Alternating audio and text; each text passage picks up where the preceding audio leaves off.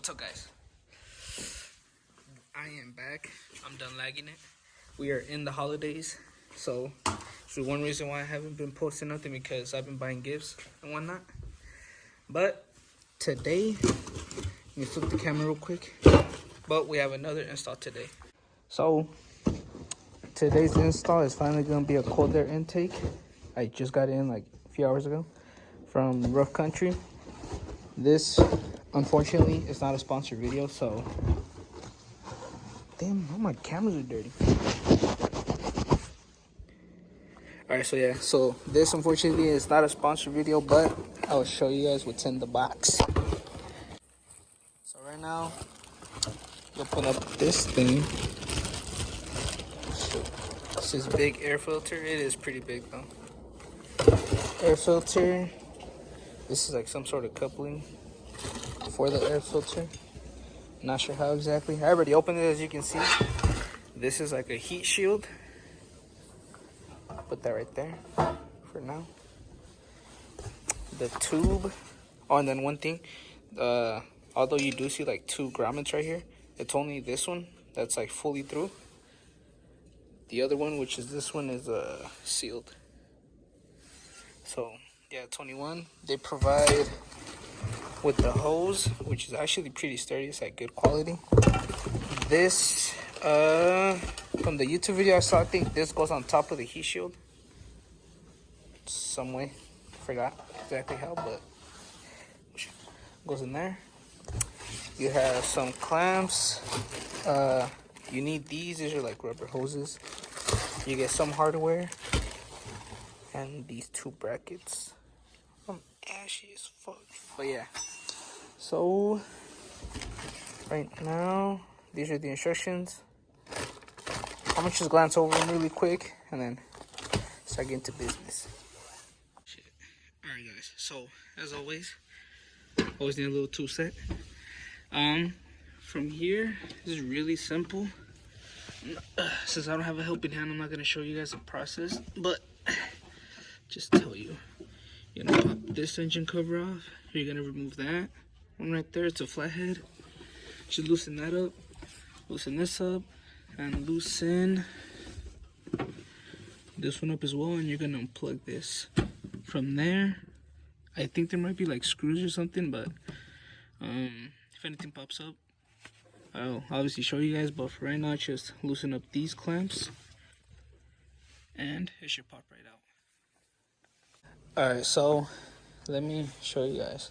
So after you loosen that up, it'll pop right out. This right here is a bro, I fucking lost it. So there's a hose connected in here. You just pop that out. There's no screw in there.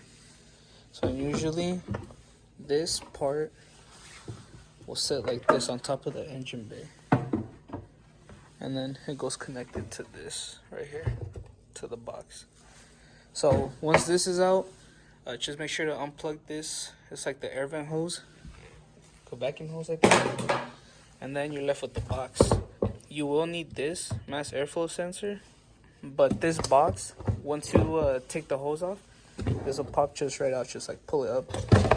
It'll be a little bit of tugging with it. Oh shoot. Also make sure that, I don't think I need this. Probably do. But you might have a little bit of hard time doing it with this. Popping this out, but you can do it. Just need a little bit of elbow grease. But yeah, so right now I'm gonna take this off and then start setting up the new intake and everything. Be right back. Alright guys, so I lied. You actually do need to take out the grommets, and then these are gonna go in its place. And you're going to show you right now, but essentially these grommets are gonna go down with the washer, and then tighten this down, so then it'll tighten the whole heat shield down. Show you guys right now what I mean. Oh shit. Okay, so I'll show you right now how the heat shield goes, but those 2 are the grommets that you need to take out, which are these right here. They're pretty much just rubber pieces. But once you get those out, you can slap this in and then just make sure that these two holes right here on this plate line up those two holes right there. But before you do that, you need to mount in these ones. So unscrew this. Let me just put these in there real quick and then show you guys.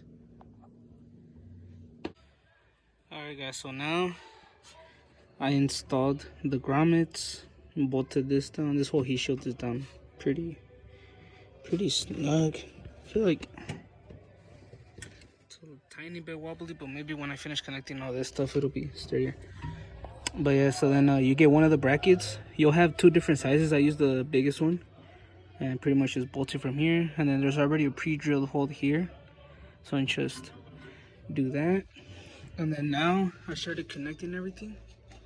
This one's still loose. I'm about to put a clamp over it, connect that through, and then from here, this gap right here is where the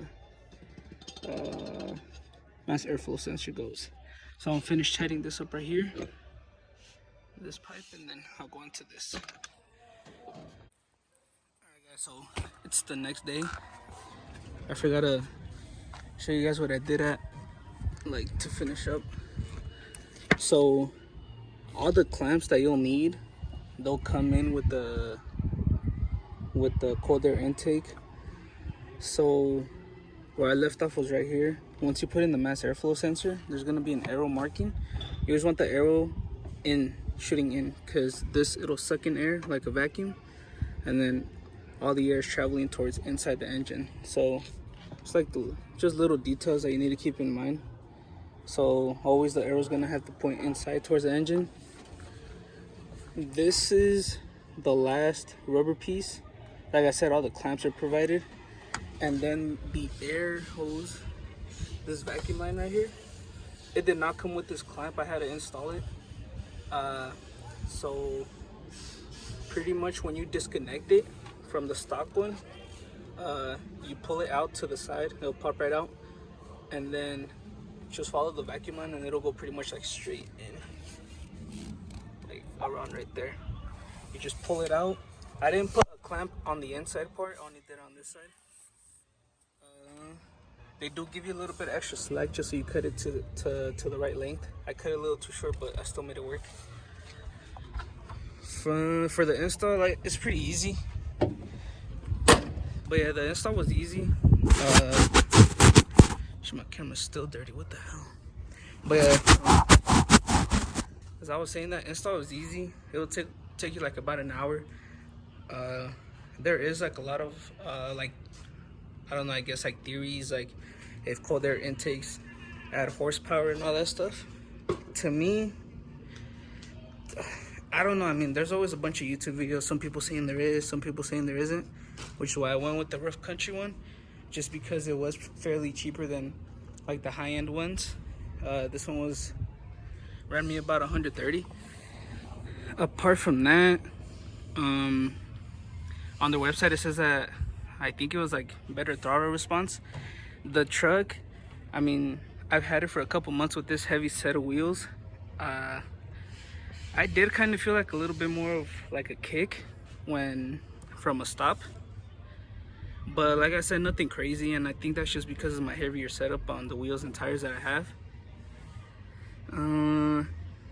If you're worried about the noise, like when you're driving inside, usually cold air intakes, when you're accelerating it, like you can kind of hear like the whistle.